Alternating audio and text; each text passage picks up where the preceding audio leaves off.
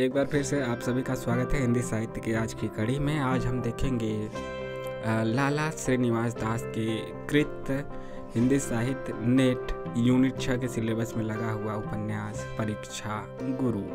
तो परीक्षा गुरु के बारे में चर्चा होगी। इसके अलावा लाला श्रीनिवास दास जी के भी जीवन वृत्त और उनकी रचनाओं के बारे में जानकारी होगी। महत्वपूर्ण क्लास है, जरूर देखिएगा। और जिन्होंने चैनल को सब्सक्राइब नहीं किया है वह सब्सक्राइब भी कर लीजिए। शुरू करते हैं। लाला श्रीनिवास दास, इनका जन्म कब हुआ? 1850 में। और रचना के बारे में भी जानिए, 1882 की रचना है। हालांकि वह आगे हम देखेंगे, पहले लेखक के बारे में देखेंगे फिर उसके रचना के बारे में देखेंगे। और यह प्रभात प्रकाशन की पुस्तक है। उपन्यास की कड़ी में यह आज का दूसरा उपन्यास की चर्चा होगी। प्लेलिस्ट में जाके आप देख सकते हैं इससे पहले के सभी वीडियो और आने वाले भी सभी वीडियो आप प्लेलिस्ट में जाके देखिए। हिंदी उपन्यास यूनिट 6 के नाम से बना हुआ है। ठीक है, देखते हैं। लाला श्रीनिवास दास जी का जन्म 1850 में मथुरा उत्तर प्रदेश में हुआ था तथा इनकी मृत्यु कब हुई? 1907 में। देखिए, परीक्षा की दृष्टि से मृत्यु का मतलब नहीं है, केवल जन्म का मतलब है। लेकिन जानकारी की दृष्टि से दोनों का मतलब ज्ञात कर सकते हैं कि भाई कितना जिए, कब मरे। लेकिन बस हमें ध्यान रखना है जन्म। लाला श्रीनिवास दास जी भारतेंदु मंडल के प्रसिद्ध नाटककार थे। माना जाता है कि नाटक लेखन में भारतेंदु के समकक्ष थे। श्रीनिवास दास जी हिंदी, संस्कृत, फारसी, उर्दू, अंग्रेजी आदि कई विषयों में निष्णात थे। उनकी भाषा और शैली पर अंग्रेजी तथा उर्दू फारसी का पर्याप्त प्रभाव है। आचार्य रामचंद्र शुक्ल ने श्रीनिवास को अखबार नवीस कहा है। तो अखबार नवीस किसे कहा गया है? लाला श्रीनिवास दास को। इसने कहा शुक्ल ने। इम्पोर्टेंट है। श्रीनिवास का नाटक कौन सा है? रणधीर प्रेम मोहिनी हिंदी का प्रथम दुखांतक नाटक माना जाता है। हिंदी का पहला दुखांतक नाटक यानी कि जिसका अंत दुख से हुआ, ऐसा नाटक है जिसका नाम है रणधीर प्रेम मोहिनी। उसके रचनाकार कौन है? लाला श्रीनिवास दास। बाकी देखते हैं अन्य तथ्य। लाला श्रीनिवास दास ने सदादर्श पत्रिका का संपादन सन 1874 में भी किया था। किस पत्रिका का? सदादर्श। कब किया? 1874। रामचंद्र शुक्ल ने लाला श्रीनिवास दास की तुलना भारतेंदु, प्रेमघन, बालकृष्ण भट्ट तथा प्रताप नारायण मिश्र से की है। देख रहे हैं इनकी तुलना किन किन मूर्धन्य रचनाकारों से किया है? भारतेंदु से, प्रेमघन से, बालकृष्ण भट्ट से, प्रताप नारायण मिश्र से। लाला श्रीनिवास दास की प्रमुख रचनाओं को भी हम यहाँ पे देखते हैं।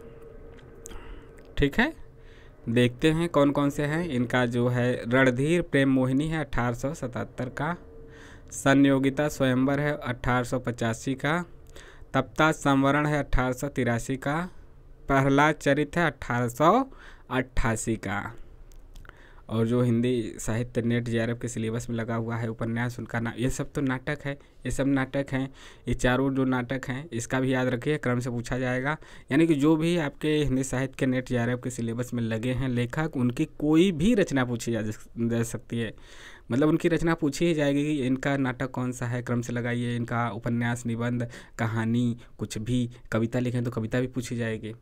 तो जो विधा उपन्यास है तो वो तो ऑलरेडी पूछा जाएगा यदि और उपन्यास है तो। परीक्षा गुरु 1882 का है और इसे अंग्रेजी ढंग का पहला मौलिक उपन्यास माना गया है। और किसने कहा है या किसने माना है? आचार्य रामचंद्र शुक्ल ने। यह तथ्य भी याद रखिए। जो पुराने छात्र हैं उनको तो यह पूरा रटाया होगा, याद ही होगा। अब देखते हैं परीक्षा गुरु के बारे में कि परीक्षा गुरु की क्या प्रमुख तथ्य हैं। पहली बात तो यह है कि यह हिंदी का प्रथम उपन्यास माना जाता है। मतलब विद्वानों में तो मतभेद है ही, कोई देवरानी जेठानी को मानता है, कोई परीक्षा गुरु को मानता है। तो अलग अलग ऐसा माना गया है। तो परीक्षा गुरु हिंदी का प्रथम उपन्यास माना जाता है जिसका प्रकाशन 25 नवंबर 1882 को हुआ था। आचार्य रामचंद्र शुक्ल ने परीक्षा गुरु का हिंदी का पहला उपन्यास माना है। और अभी हमने जो देखा है ना कि अंग्रेजी के आधार पर लिखा गया हिंदी का पहला मौलिक उपन्यास, यह भी शुक्ल जी ने माना है। डॉक्टर शिव नारायण श्रीवास्तव ने परीक्षा गुरु को हिंदी का पहला उपन्यास न मानकर श्रद्धा फुल्लौरी कृत भाग्यवती, जो कि 1877 का है, उसको इन्होंने पहला माना है। तो शिव नारायण श्रीवास्तव किसको मानते हैं? भाग्यवती को, 1877 वाली को, जो कि श्रद्धाराम फुल्लौरी का है। ये 1882 में यह है इसका 77 वाला भाग्यवती उसको मानते हैं शिव नारायण श्रीवास्तव। लाला श्रीनिवास दास ने अपने इस उपन्यास को नई चाल की पुस्तक माना है। अपने मतलब खुद क्या माने हैं, नई चाल की पुस्तक। लेखक खुद क्या माने हैं, नई चाल की पुस्तक। यद्यपि इन्होंने उसे उपन्यास न मानकर वार्ता ग्रंथ कहा है। क्या कहा है, वार्ता ग्रंथ। परीक्षा गुरु की रचना प्रक्रिया में जिस पुस्तक या ग्रंथों का आधार लिया गया है उसके बारे में स्वयं लेखक श्रीनिवास दास ने उपन्यास की भूमिका में क्या लिखा है। उन्होंने लिखा है, इस पुस्तक के रचने में मुझको महाभारत आदि संस्कृत, गुलिस्ता वगैरह फारसी, स्पेक्टेटर, लॉर्ड बेकन और स्त्रीबोध आदि के वर्तमान रिसालौ से बड़ी सहायता मिली है। वर्तमान मतलब इन चीज़ों से इनको सहायता मिली है, जिन जिन पुस्तकों का इन्होंने सहारा लिया है परीक्षा गुरु लिखते हुए। वस्तुतः परीक्षा गुरु उपन्यास की रचना बंगला उपन्यासों के आधार पर न होकर अंग्रेजी ढंग के उपन्यास के आधार पर हुई है। लेखक ने इस उपन्यास में उपदेशपरक और सुधारवादी दृष्टिकोण को अपनाया है। स्वयं उन्होंने कहा है, यह रचना अनुभव द्वारा उपदेश मिलने की एक संसारी वार्ता है। यह रचना अनुभव द्वारा उपदेश मिलने की एक संसारी वार्ता है। लाला श्रीनिवास दास पुस्तक के बारे में कहते हैं, इस पुस्तक मैं संस्कृत, फारसी, अंग्रेजी कविता का तर्जुमा अपनी भाषा के छंदों में हुआ है। इस पुस्तक में संस्कृत, फारसी, अंग्रेजी की कविता का तर्जुमा अपनी भाषा के छंदों में हुआ है। यह लेखक स्वयं कहते हैं। लेखक मतलब लाला श्रीनिवास दास। इस उपन्यास में किस्सा गोई पद्धति का अनुसरण नहीं किया गया है। स्वयं श्रीनिवास दास कहते हैं, इसमें नाटकीय वर्णन कौशल का अनुसरण करके सिलसिलेवार कथा कथन की भारतीय परिपाटी का परित्याग किया गया है। परीक्षा गुरु उपन्यास के पात्रों की बात की जाए तो लाला मदन मोहन सबसे प्रमुख पात्रों में से हैं। फिर मास्टर शंभू दयाल हैं, ब्रज किशोर हैं जो कि ब्रज किशोर हैं। इसके बाद मुंशी चुन्नी लाल हैं, मिस्टर ब्राइट हैं। ये सब मतलब गौड़ पात्रों में से हैं, लेकिन गौड़ पात्र भी तो पूछे जाते हैं आजकल। पुरुषोत्तम दास हैं, बाबू बैजनाथ हैं, पंसारी का लड़का हरगोविंद, लाला जवाहरलाल, हरकिशोर, कामिनी, प्रियंवदा, ये सब आपके उपन्यास के पात्र हैं। परीक्षा गुरु उपन्यास के प्रमुख पात्रों में से है। प्रमुख पात्र कुछ गौण पात्र, कुछ प्रमुख पात्र, ये सब हैं। ठीक।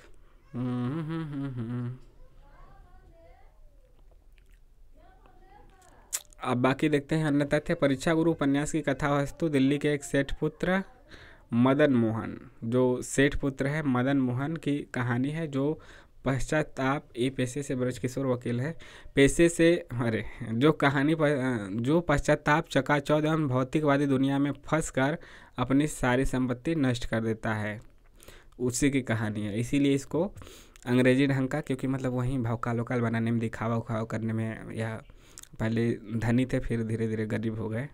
फिर इनके जो थे दोस्त रूप से ही थे, रिश्तेदार में आते थे लेकिन दोस्त ही थे, ब्रज किशोर। उन्होंने वह पेशे से वकील थे, इन्होंने इनको निकाला। उपन्यास का प्रारंभ लॉर्ड चेस्टरफील्ड के उस उद्धरण से होता है।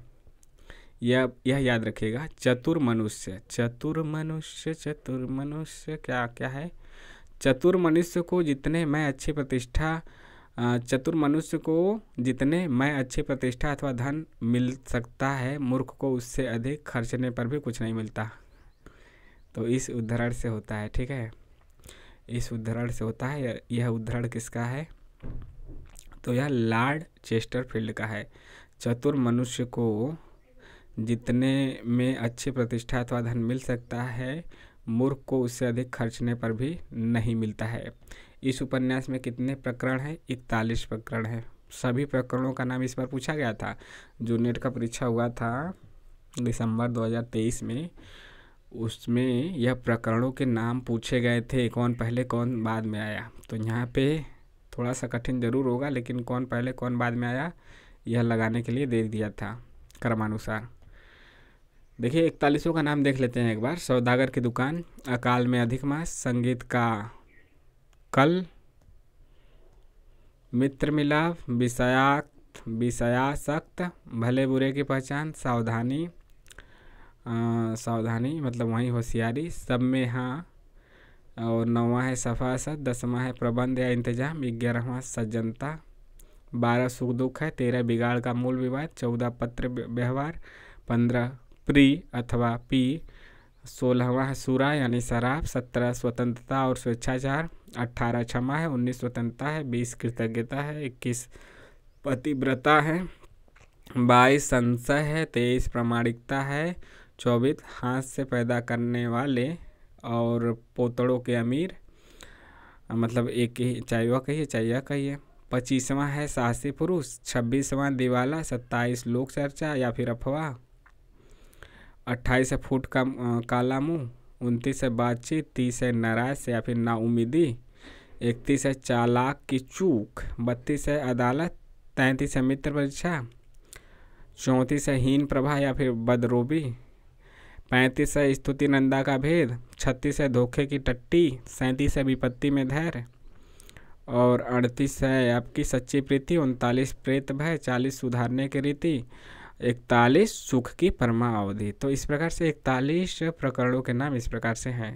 ठीक, इसके बाद देखते हैं वस्तुतः यह उपन्यास उद्देश्य प्रधान न होकर उपदेश प्रधान है। यह याद रखिए, उद्देश्य प्रधान ना होकर क्या है, उपदेश प्रधान है। उपदेश इसमें दिया गया है ज़्यादातर के, मतलब सजेशन दिए गए हैं कि कैसा होना चाहिए जीवन के यह पहलू।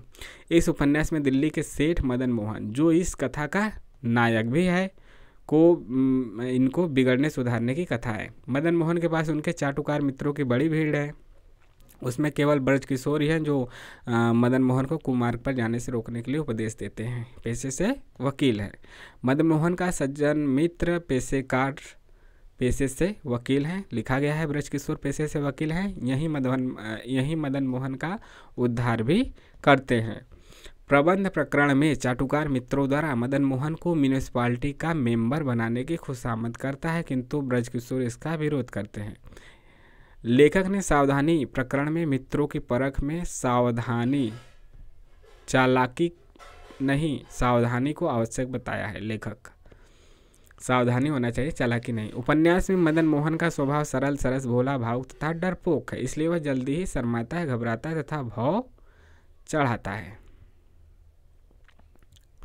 इसके बाद है ब्रज किशोर, मतलब ये सब महत्वपूर्ण आपके मुख्यांश है, महत्वपूर्ण चीज़ें हैं, महत्वपूर्ण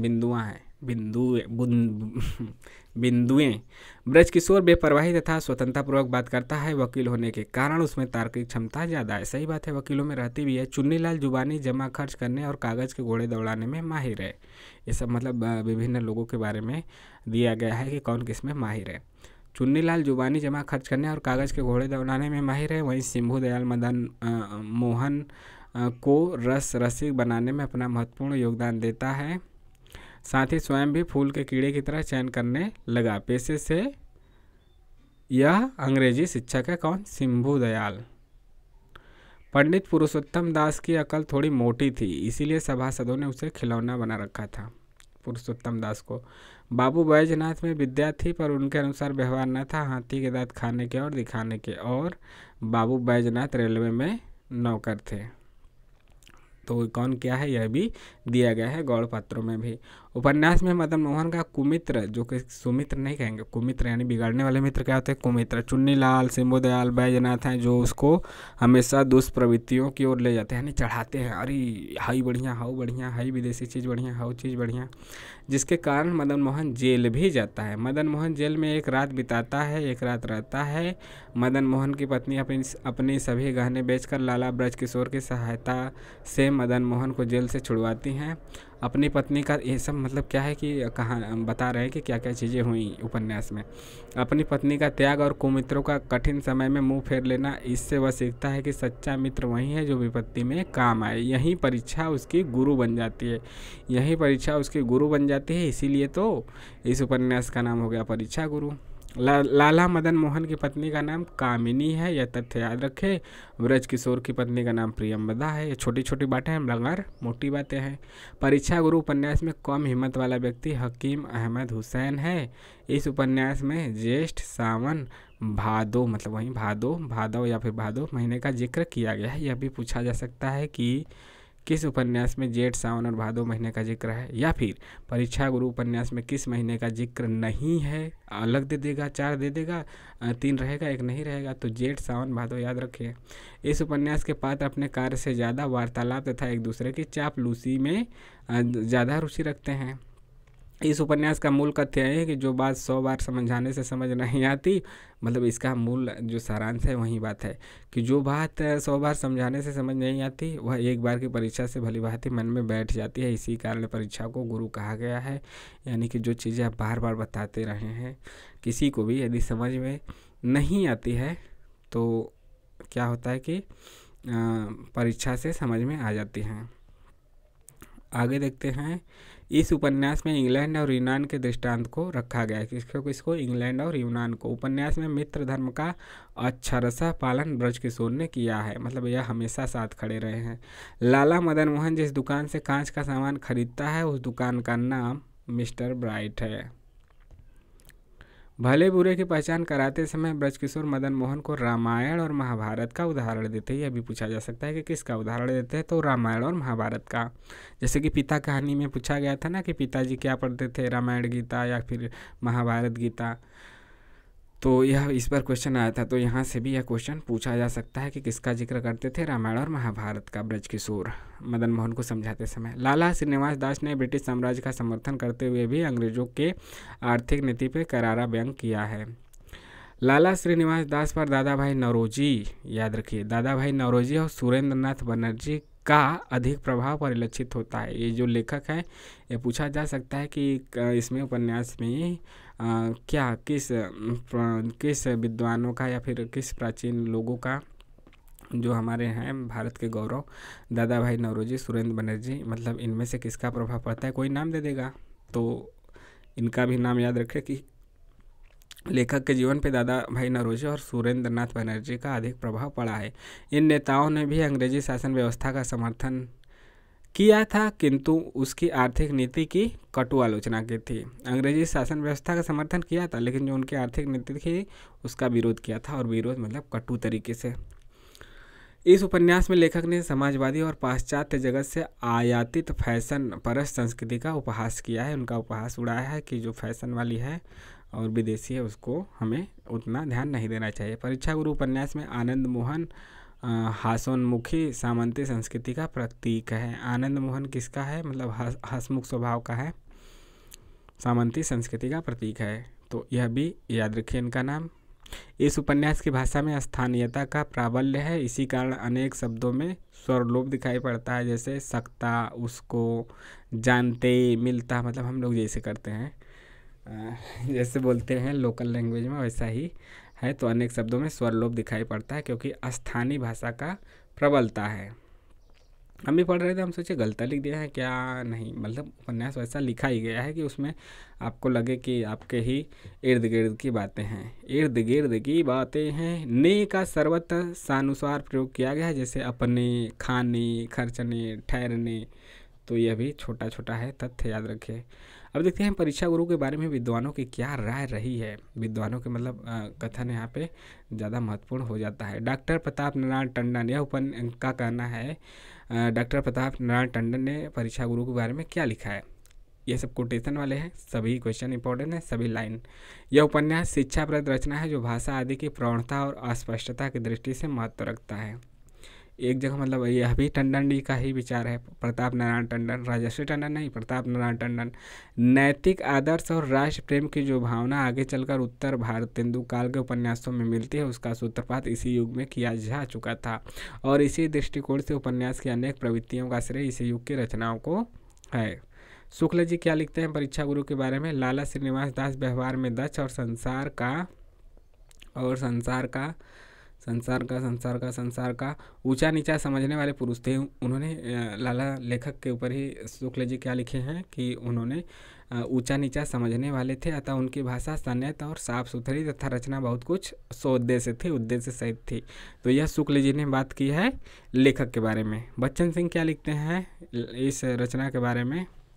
इस उपन्यास की सबसे बड़ी विशेषता यह है कि इसमें नवजागरण की प्रतिध्वनि सुनाई पड़ती है। अपनी भाषा को उन्नति के साथ इसमें नए ढंग की खेती और कल कारखानों की उन्नति पर बल दिया गया है। अंग्रेजों की नकल को निषिद्ध ठहराया गया है। देसी भाषा में शिक्षा देने पर जोर दिया गया है। अखबार की कद्र न करने की निंदा की गई है। पुरानी पीढ़ी की कर्मठता को अनुकरणीय बताया गया है।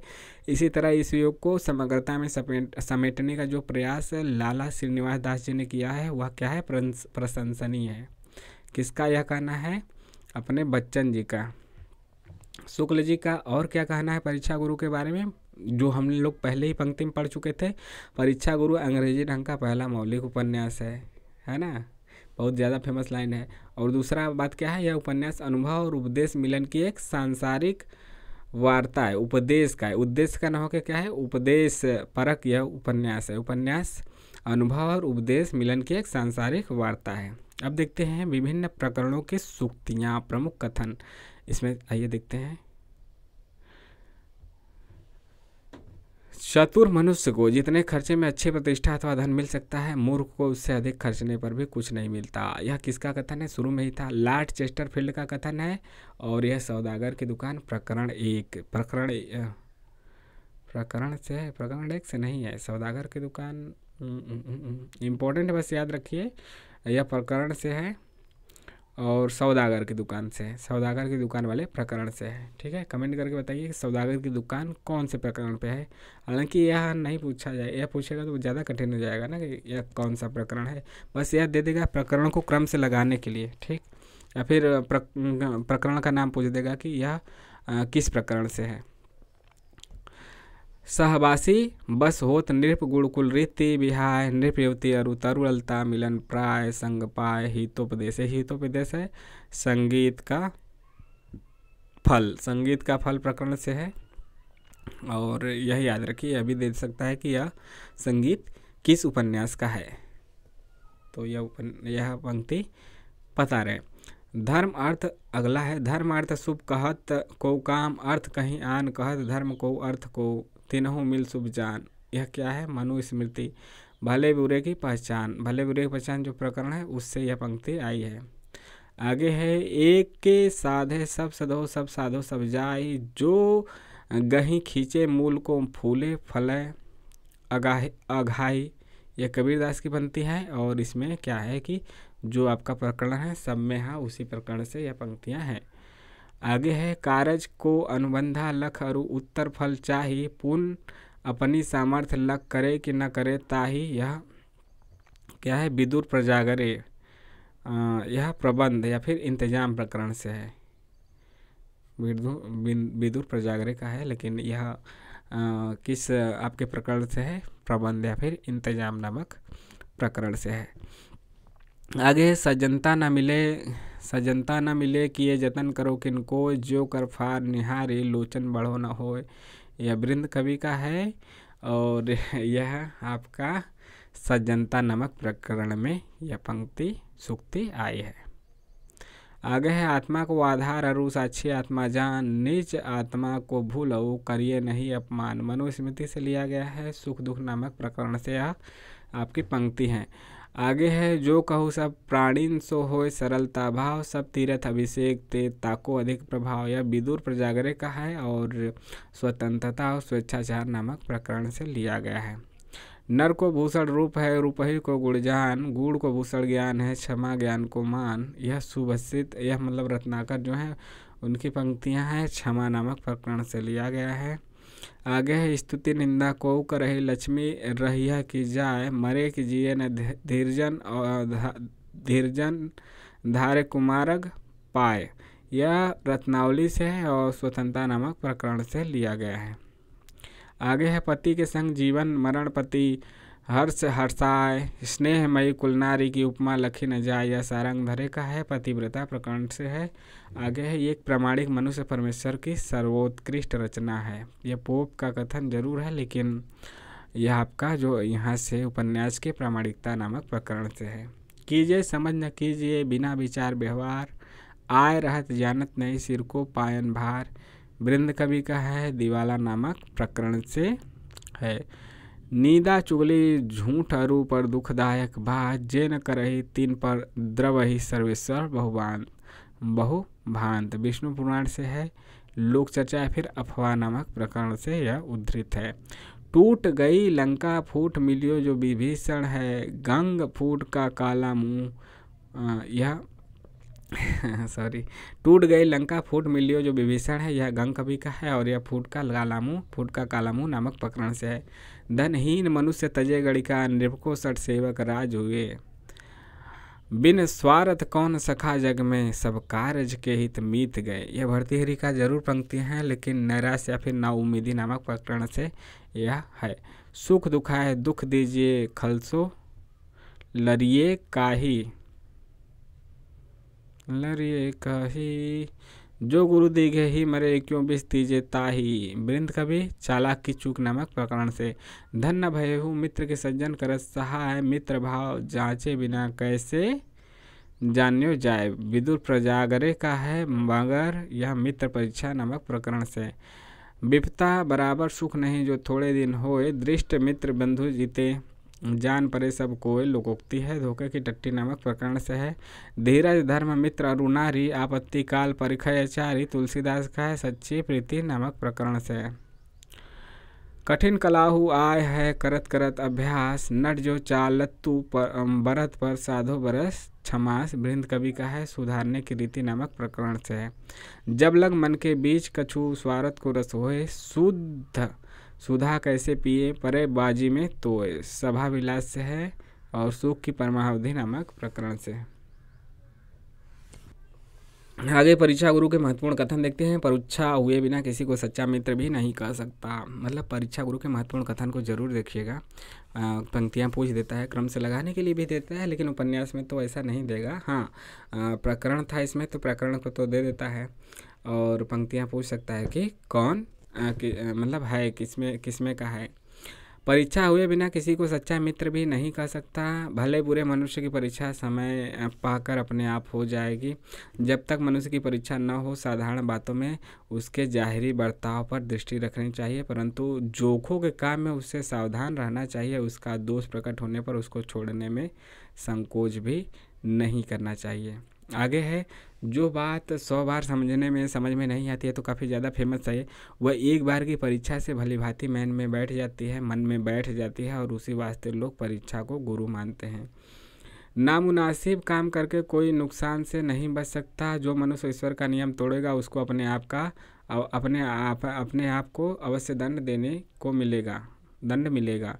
नए मित्रों की संगति में बैठने लगा, नाच रंग की धून लगी, वेश्याओं के झूठे मूठे हाव भाव देखकर लोटपोट हो गया। यह पंक्ति कहाँ से है? यहीं से, आपका परीक्षा गुरु से। किस गुरु से? परीक्षा गुरु से। आगे की पंक्तियाँ हैं, मतलब जो इसी आपकी रचना से है। मैं सदके कुर्बान मुझे न छेड़ो, खुदा कसम मेरी तरफ तिरछी नज़र से देखो। वाह वाह वाह वाह। यह भी कहाँ से? परीक्षा गुरु से। मुझे आपकी यह बात बिल्कुल अनोखी मालूम होती है। भला परोपकार आदि शुभ कार्यों का परिणाम कैसे बुरा हो सकता है? आगे है, निसंदेह मित्रता ऐसी ही चीज़ है, पर जो लोग प्रीति का शौक नहीं जानते वह किसी तरह इसका भेद नहीं समझ सकते। यह पंक्ति किसकी है? ब्रज किशोर की। ज़्यादा समझाने वाली, ज़्यादा उपदेश देने वाली चीज़ें जो इसमें आई हैं, जो लेखक ने कहलवाया है ब्रज किशोर से, वह ऐसी पंक्ति यदि आएंगी तो आप ब्रज किशोर मारेंगे कि किसकी पंक्ति पूछेगा तो ब्रज किशोर का लगा दीजिएगा, क्योंकि ज़्यादा उपदेशात्मक जो ज़्यादा समझाए हैं मदन मोहन को, वह ब्रज किशोर ही तो समझाए हैं। आगे है, ज़रूरत भी अपनी अपनी रुचि के समान अलग अलग होती है। ऐसा आ गया तो चुन्नी लाल का याद रखिए। ज़रूरत भी अपनी अपनी रुचि के अनुसार रुचि के समान अलग अलग होती है।